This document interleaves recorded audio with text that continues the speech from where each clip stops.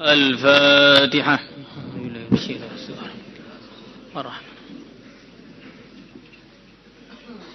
اهدنا الصراط المستقيم صراط الذين الفاتحة. إياك نعبد وإياك نستعين الصراط المستقيم. الفاتحة.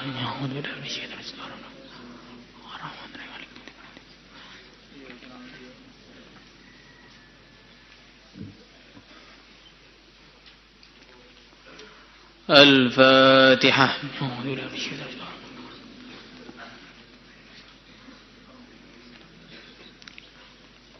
Teruskan kemarin.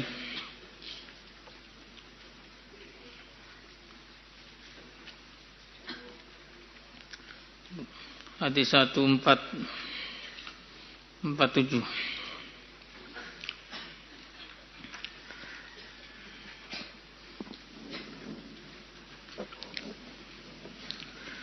Bismillahirrahmanirrahim. وعن رجل من خشعم قال أتيت النبي صلى الله عليه وسلم. Aku mendatangi Nabi sallallahu alaihi wasallam. Wa huwa, sedangkan beliau fi nafarin, dalam sekelompok orang, min ashabi, dari sahabat-sahabat beliau. Fa qultu, maka aku mengatakan, anta, engkau, alladhi orang tazamu, yang engkau menyangka, mengatakan, mendakwa. Za'ama itu aslinya maknanya qala, dan bisa diartikan qaulal haq, bisa diartikan qaulal batil, bisa diartikan qaulun ghairu muwattaqbih.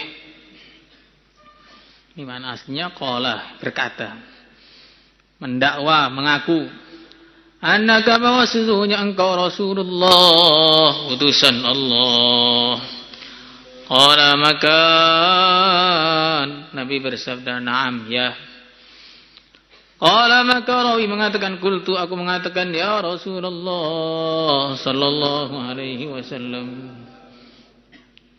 Zahirnya orang ini datang dalam keadaan belum beriman. Kemudian tanya kepada Nabi, engkau ini toh yang ngaku sebagai utusan Allah? Iya, saya utusannya Allah. Langsung dia percaya, ya Rasulullah, wahai utusannya Allah. Jadi ini memang orang itu dapat hidayahnya itu berbeda-beda caranya. Ada yang dapat hidayah setelah didakwahi berkali-kali. Ada yang dapat hidayah baru didakwahi sekali, seperti Sayyidina Abu Bakar.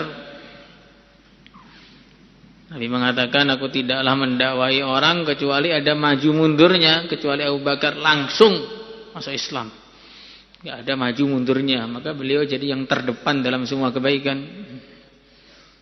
Ada yang masuk Islam setelah didakwahi puluhan tahun. Ada yang masuk Islam gara-gara lari, seperti Ikrimah. Ikrimah itu lari dari Nabi, terus sampai ke pantai, pengen naik kapal. Iya, boleh, dengan syarat apa? Akhlis. Apa itu akhlis? Qul la ilaha illallah. Maka akhirnya Ikrimah mengatakan, saya jauh-jauh ke sini nih pengen lari dari la ilaha illallah, kok sampai sini ketemu la ilaha illallah lagi. Akhirnya masuk Islam. Ada yang masuk Islam tengah-tengah nyembah berhala. Mau sujud sama berhala, tiba-tiba berhalanya ngomong, kullil qabilati min Sulaimin kulliha dhahabal anis wa 'asha ahlul masjidi aw taddimatu wa kana yu'badu maddatan qabla al-kitabi ila an-nabi Muhammadi innal ladzi warasa an-nubuwata wal huda min ba'di ibni Maryam min Quraisyin muhtadi. Mau nyembah berhala malah ditaskil sama berhala. Kalau takdirnya dapat hidayah itu di tengah-tengah keburukan, ya ada saja alasan untuk kebaikan. Kalau takdirnya nggak dapat hidayah, di tengah-tengah kebaikan ada saja alasan untuk melakukan keburukan. Tengah-tengah ngaji begini bisa ngelamun, gambar rusa. Ngaji sore kok gambar rusa, bagaimana? Ada juga yang melihat mukjizat-mukjizat kemudian beriman. Ada seorang Arabi, kamu ini Rasulullah? Iya. Apa buktinya? Nabi manggil pohon. Sini pohon datang. Maka pohonnya datang. Siapa saya? Engkau adalah utusannya Allah. Asyhadu an la ilaha illallah, Muhammadar Rasulullah. Langsung Arabi pun masuk Islam juga. Tapi ada juga yang melihat mukjizat-mukjizat tapi tidak masuk Islam. Maka hidayah itu mahal. Kita harus bersyukur kepada Allah telah Allah beri hidayah kepada kita semua. Dan teruslah berjuang menyampaikan agama, mendakwahkan agama ke seluruh penjuru dunia. Maka nanti akan datang hidayah di tempat-tempat yang tidak kita duga-duga. Mungkin kita kerjanya di sini, di Temboro sini, mendakwahkan agama. Tapi bisa saja orang di Amerika sana dapat hidayah, orang di Jepang dapat hidayah, orang di Afrika dapat hidayah. Enggak tahu. Dengan cara-cara yang menjadi rahasia dari Allah Subhanahu wa taala.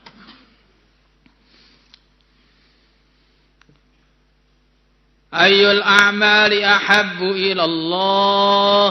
Amalan apa yang paling mencintakan kepada Allah, paling dicintai oleh Allah? Qala al-imanu billah. Iman kepada Allah adalah amalan yang paling dicintai oleh Allah.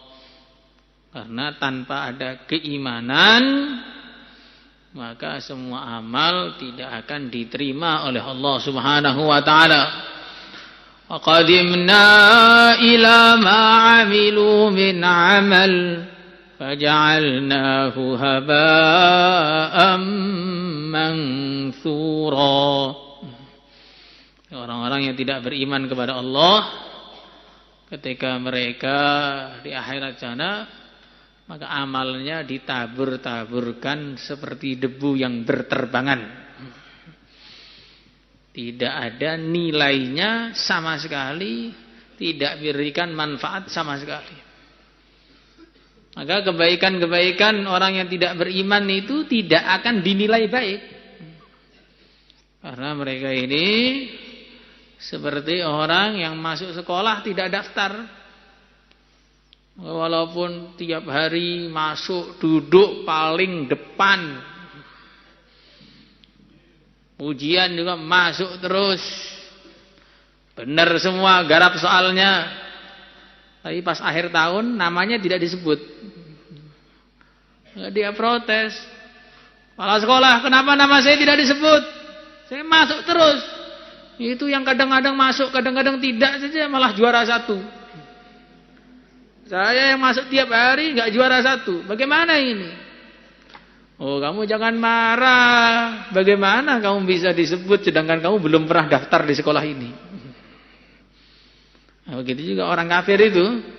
Sudah amal ini, amal itu, membantu tetangganya, bakti sosial, membantu bencana, konservasi hewan, pokoknya melakukan yang perasaannya kebaikan. Menjadi memikirkan bangsa dan negara. Sampai di akhirat, loh kok amalan saya tidak ada? Loh kamu belum pernah daftar amal kok. Nah, apa daftarnya itu? Daftarnya adalah kalimat La ilaha illallah. Nah, kalau sudah daftar, walaupun nggak pernah masuk, atau masuknya itu kadang-kadang datang, kadang-kadang enggak, ya tetap lulus. Tapi kalau nggak pernah daftar, walaupun masuk terus, ya nggak akan pernah lulus. Itu juga orang itu kalau sudah daftar dengan kalimat La ilaha illallah, walaupun amalannya itu kurang sana, kurang sini, yadkhulul jannata ala ma kana min amal, maka dia pasti akhirnya akan masuk surga. Walaupun di belakang sendiri. Walaupun seperti dalam hadis Muslim. Ya, dia masuk surga itu saking akhirnya itu sudah nggak ada lagi orang di neraka selain dia yang Islam. Ya Allah, keluarkanlah saya dari neraka. Ya Allah, keluarkanlah saya dari neraka. Ya Allah, yang penting keluar saja. Ya Allah. Nah, dikeluarkan oleh ini hadis sahih ini. Dikeluarkan oleh Allah dari neraka, ditaruh pas depan neraka. Jadi sudah keluar tapi depannya saja, nggak bisa noleh, ngadep neraka terus. Akhirnya lama-lama dia setelah keluar tuh udah seneng aja. Lama-lama kok udah di luar rasanya masih di dalam nih. Kok masih anget nih di sini nih. Ini biasa bikin api unggun di dunia mungkin ya. Api unggun kecil tuh yang berasa di mulut. Nah, ini kok sudah di luar rasanya masih panas sih, bagaimana ini? Akhirnya dia lupa dengan janji dia. Ya Allah, saya sudah di luar tapi kok masih ngelihat neraka ini, bagaimana ya Allah? Rasanya masih di dalam. Saya minta wajah saya dipalingkan ke arah di selain neraka ya Allah. Biar nggak kepanasan lagi ya Allah. Katanya tadi nggak minta lagi. Ya ini janji, nggak akan minta lagi. Nah, biasa manusia itu begitu. Saya janji nggak akan ulangi. Kalau saya ulangi, saya janji lagi.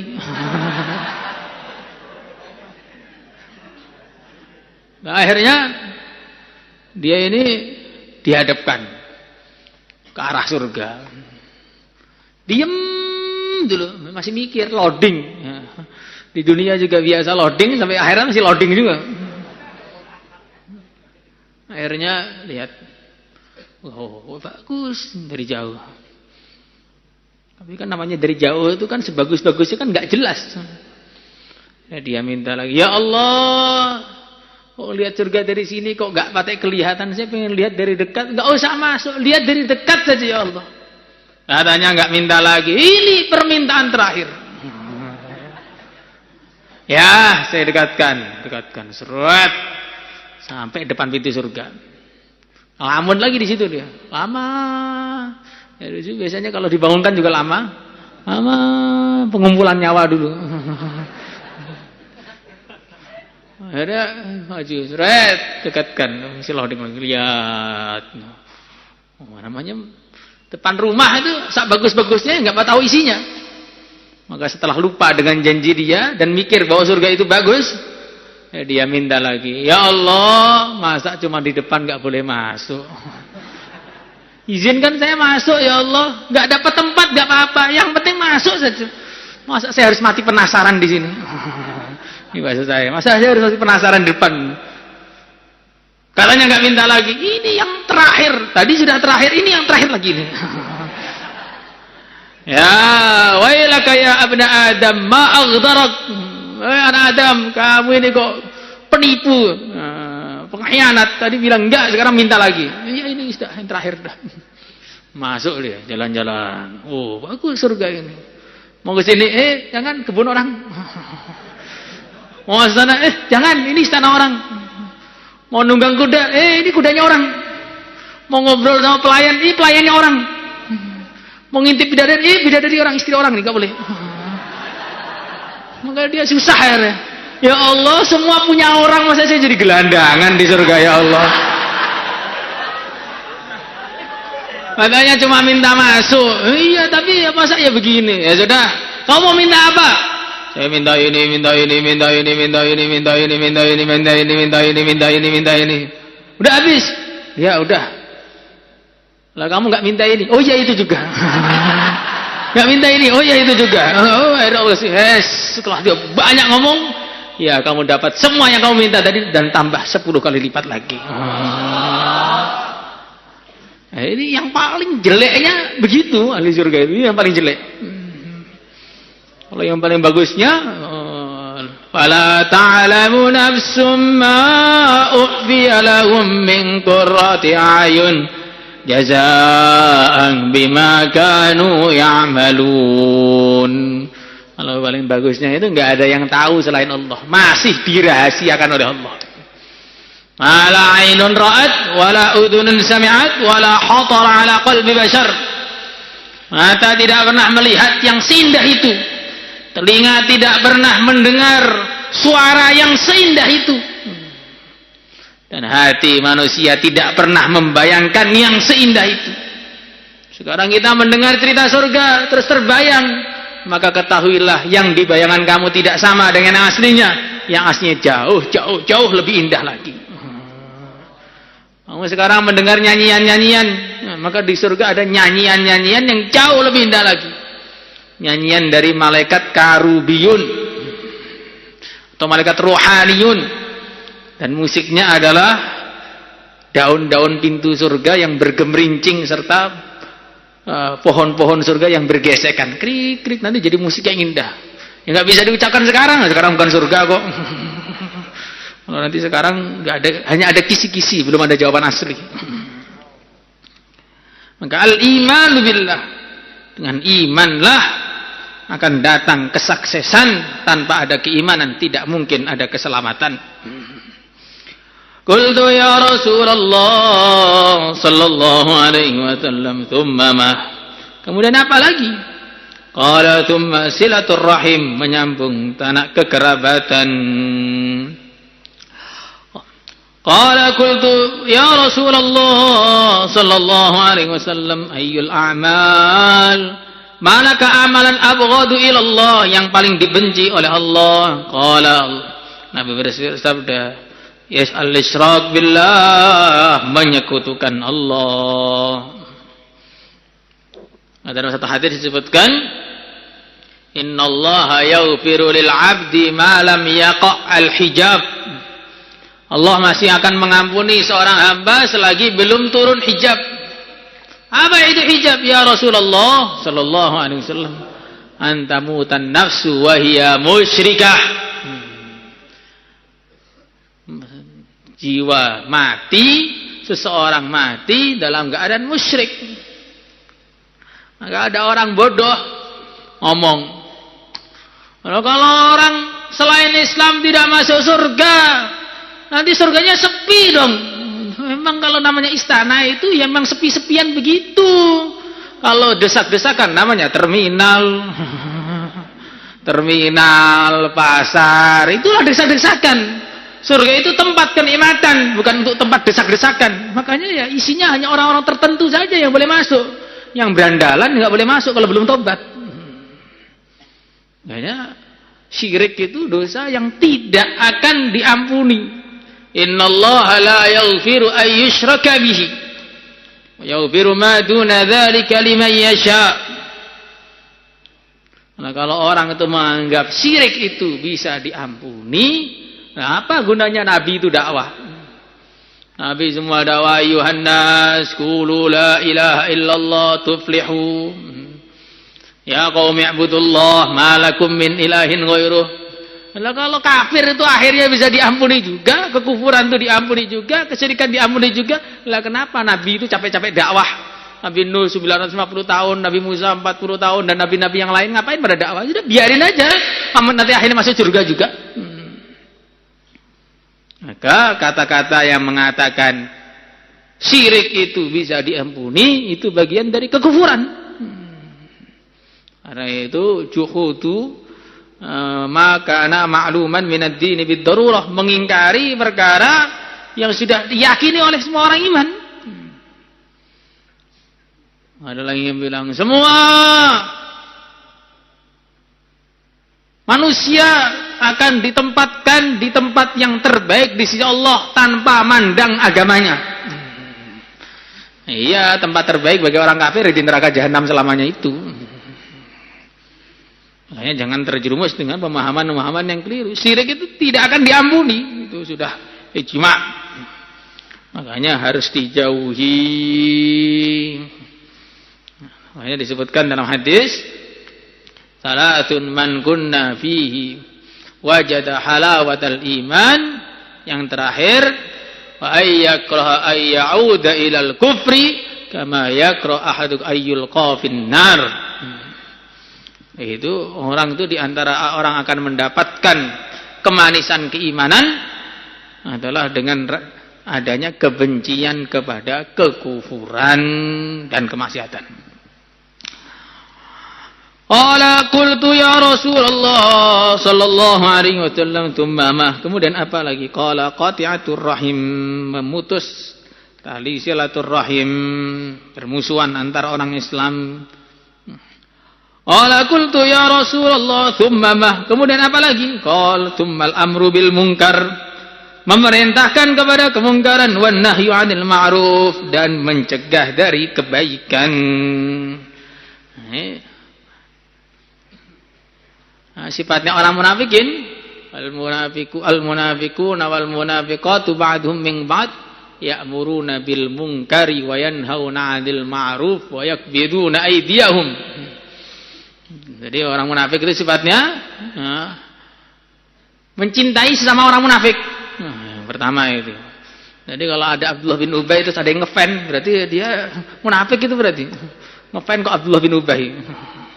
Paling ngefan Abu Jahal, lebih kacau lagi. Ya, jadi sifatnya munafik ba'duhum min ba'd, kemudian ya'muruna bil munkar wa yanhauna 'anil ma'ruf.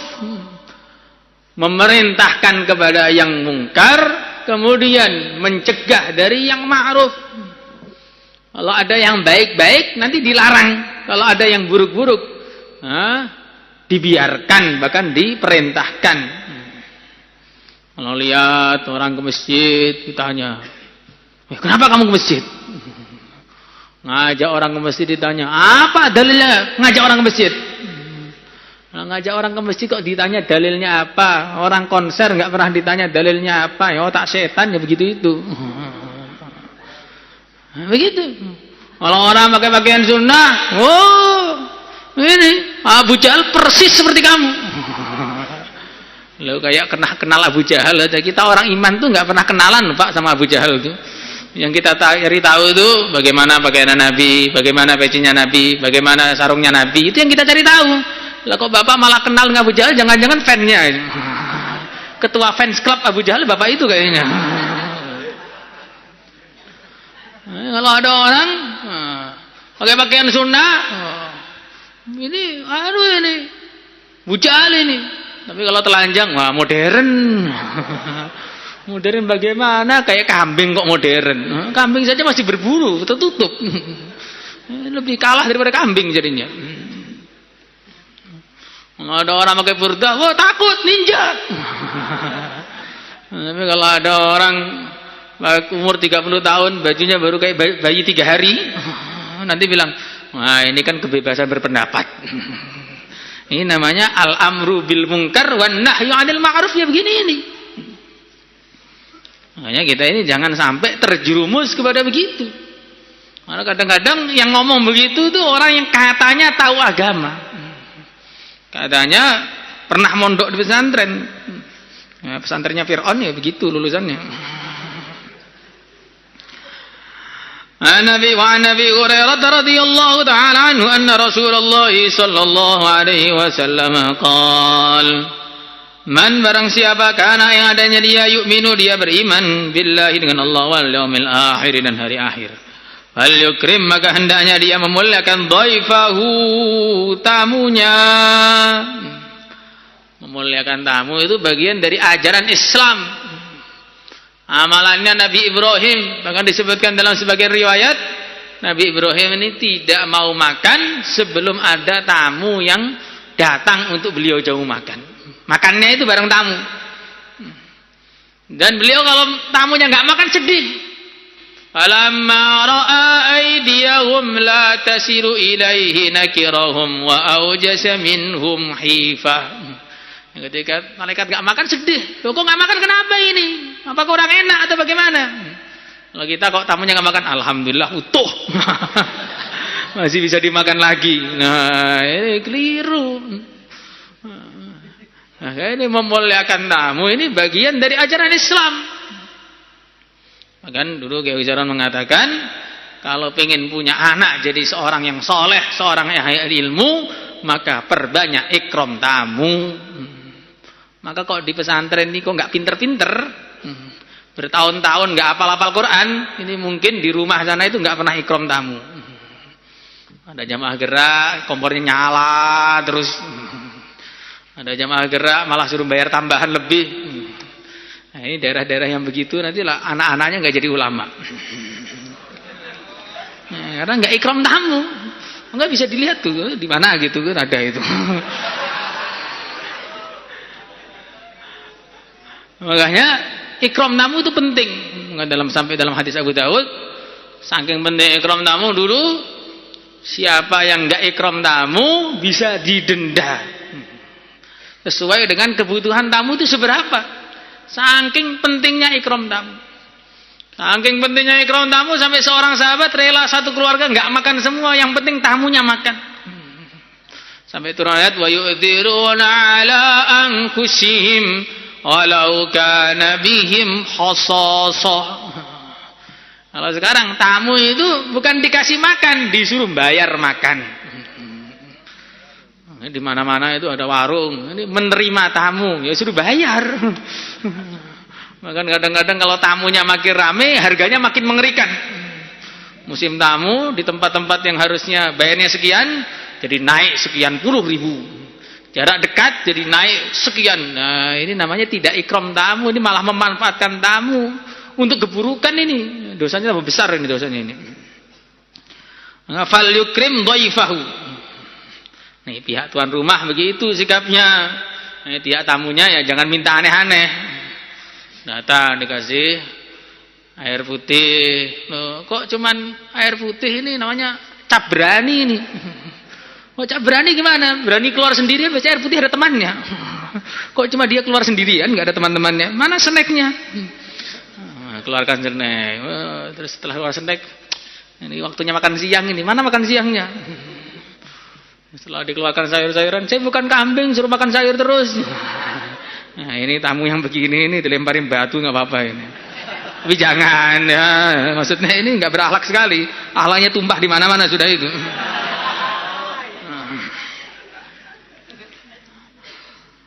Wa man kana yu'minu billahi wal yaumil akhir, barang siapa yang iman kepada Allah dan hari akhir, falyasil rahimah, hendaknya dia menyambung silaturahim. Yang silaturahim itu penting karena memang amalan menyambung silaturahim ini amalan yang berat. Namanya kerabat itu paling suka menyebalkan. Orang yang paling dekat kepada kita ini kadang-kadang orang yang lebih menyebalkan daripada yang lain. Kadang-kadang orang jauh itu melihat kita ini sebagai pelajar ilmu, baru lihat saja sudah pengen sungkem, pengen cium tangan. Nah, tapi kalau adik sendiri sama sekali tidak menghargai. Kamu di luar bisa kelihatan ustadz, bisa kelihatan kalau perlu kiai. Masuk rumah ketemu adiknya, kak, kamu kok jahat sih? Karena adik-adik itu banyak yang nggak berakhlak di rumah itu. Orang-orang bisa menghormati, adiknya sendiri tidak bisa menghormati. Apalagi sepupunya lebih tidak menghormati lagi. Maka ketemu orang-orang yang tidak hormat itu kok kamu bisa menyambung tali kerabat, maka di situ pahalanya besar sekali. Nah, seperti kemarin orang berbuat buruk kepada kamu, berbuat buruk baik, pahalanya lebih besar lagi. Wa man kana yu'minu billahi wal yaumil akhir, barang siapa iman kepada Allah dan hari akhir, falyakul khairan, maka hendaknya ngomong yang baik, au liyasmut, atau diam, supaya dia diam, menengok. Jadi kalau mulutnya itu enggak ada remnya, lebih baik diam saja. Maka Nabi bertanya, apa yang menjadi penghalang antara lisanmu dan suara? Ya gigi saya dan bibir saya ya Rasulullah sallallahu alaihi wasallam. Apakah tidak cukup itu bibir dan gigi sebagai penghalang biar kamu enggak bunyi saja? Nah, makanya ngomong itu harus baik. Kalau enggak bisa baik, diam. Ngomong harus jujur. Kalau enggak bisa jujur, diam. Maka keburukan yang pertama kali dari lisan itu adalah bohong. Nah, ini bohong ini perkara yang kadang-kadang tidak disadari oleh sebagian santri-santri bahwa itu adalah keburukan. Akhirnya bohong saja, maqala illa kadiba. Nah, tidak pernah jujur kecuali, tidak pernah ngomong kecuali bohong. Bohongnya 100%, jujurnya tinggal sisanya. Lah ketika sudah 100% ya nggak ada sisanya, ya bohong terus. Nah, ini Disebutkan dalam satu hadis, la yazalu 'abdun yakdzib wa yataharral kadzib hatta yuktaba 'indallahi kadzdzab. Tidak henti-hentinya seorang itu bohong dan usaha bohong sampai akhirnya pada hari kiamat di keningnya tulis kadzdzab. Jangan suka bohong. Nanti temannya Musailimah kamu jadinya. Musailimah al-kadzdzab ditambah fulan-fulan al-kadzdzab juga. Maka hati-hati dengan lisan kita. Yang lebih buruk lagi, kalau berbohong untuk membuat tertawaan orang. Wailun liman yuhadditsul qauma fayakdzib. Wailun liman yuhadditsul qauma liyudhikahum fayakdzib. Wailun lahu thumma wailun lahu. Kecelakaan bagi orang yang bercerita untuk membuat manusia tertawa, kemudian dia bohong. Celaka bagi dia, celaka bagi dia. Jadi orang ngelawak kok bohong, nah itu mesti dapat wailnya 3 kali. Celaka, celaka, dan celaka. Kenapa orang itu kalau ngelawak itu mesti bohong? Ya karena hidup itu tidak selucu itu. Coba kita hidup dari pagi sampai sore ini, apa selucu itu hidupnya kan ya? Kena hukum lah, ngantuk lah, dimarahin lah, baca keliru lah. Hidup itu nggak selucu itu. Maka kalau ngelawak 1 jam mesti bohong. Maka termasuk profesi yang sangat berbahaya ya jadi itu yuhadditsul qauma fayakdzib. Yuhadditsul qauma liyudhikahum fayakdzib, membikin tertawa orang. Ya memang kadang-kadang perkara itu ada yang lucu memang, tapi hidup itu tidak selucu itu. Nah, kalau bikin kok ketawa terus-menerus, itu mesti akhirnya terselip kebohongan-kebohongan di situ itu. Nah, yang pertama itu kebohongan. Nah, kemudian afatnya lisan yang kedua apa? Di antaranya membocorkan rahasianya orang lain. Ya, membocorkan rahasianya orang lain itu juga bagian dari kesalahan yang besar. Man satara musliman satarahullah fid dunya wal akhirah. Siapa yang menutupi aibnya orang Islam, maka Allah akan menutupi aibnya di dunia dan akhirat. Tetapi kalau orang membuka aibnya orang Islam, Allah akan mempermalukan dia walaupun dia tinggal di dalam lubang rumahnya paling dalam. Maka amalan namanya gosip itu amalan yang paling mendatangkan murka Allah. Kemudian di antara afatnya lisan itu apa? Di antara afatnya lisan itu ghibah. Dzikruka akhaka ma yakrah. Menyebutkan keburukan-keburukan orang lain walaupun benar. Kamu jangan ngomong gitu. Ini kenyataan loh. Iya, kenyataan itulah ghibah. Ini kadang-kadang tidak disadari atau disadari tapi diteruskan sehari-hari. Ini kebanyakan biasanya perempuan. Kalau perempuan itu kalau duduk nggak ghibah itu nggak enak. 1 kali duduk itu bisa transfer pahala ke seluruh dunia itu. Kirim ke Amerika, ke Jepang, semua orang dirasani semua. Semua orang digunjing semua. Kalau dibilang, hei jangan begitu. Enggak, ini cuma cerita apa adanya kok. Kadang-kadang saya nggak ngerasani ini, saya nggak gunjing kok. Saya cuma ngomong dikit aja. Atau yang agak solehah dikit. Awalnya itu ada orang. Siapa? Ada lah, nggak enak nyebutkan namanya. Tapi disebutkan sifatnya. Itu yang anu itu. Oh, ya sama saja. Yang duduknya suka di depan. Yang datang terlambat tapi pengen duluan. Yang agak tua pakai sorban.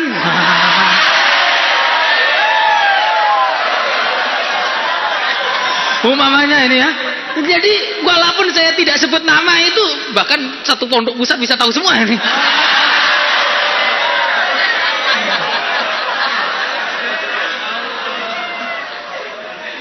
Padahal ini cuma contoh yang nggak diniatkan ya. Kalau diniatkan bukan begitu contohnya, di kelas saja.